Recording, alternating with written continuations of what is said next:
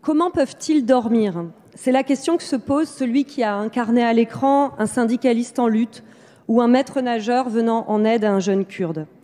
Cette question s'adresse à toutes celles et ceux qui ont saboté les services publics, spolié les solidarités. Mais votre sommeil n'est pas ma question. À Paris, 700 enfants en famille sollicitent chaque jour un hébergement au SAMU social en appelant le 115.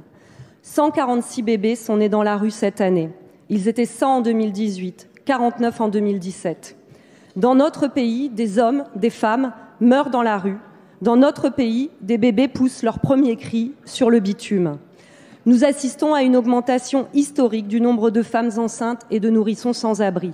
Ces faits sont glaçants et il s'agit d'une crise humanitaire.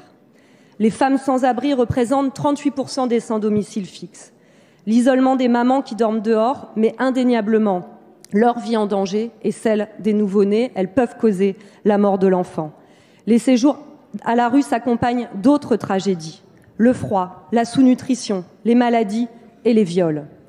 Il y a 1 an déjà, nous tirions la sonnette d'alarme dans les Hauts-de-Seine car devant l'ampleur des situations, des critères de vulnérabilité avaient été activés, mettant en concurrence précarité et misère, des gens qui, pour beaucoup, travaillent, tentent de scolariser leurs enfants. Le réseau de solidarité est à bout de souffle. Les personnels hospitaliers déjà débordés ne peuvent prendre dignement en charge ces personnes qui trouvent refuge la nuit dans les salles d'urgence. Il y a quelques jours, nous avons célébré les 30 ans de la Convention internationale des droits de l'enfant. Alors tout simplement, vous engagez-vous à respecter le principe 5 de la Déclaration des droits de l'enfant qui revendique pour chacun d'eux le droit à un logement et ce, peu importe sa nationalité. Mesdames et messieurs les ministres, ma question n'est pas comment ils peuvent dormir, mais où vont-ils dormir? Merci. Merci.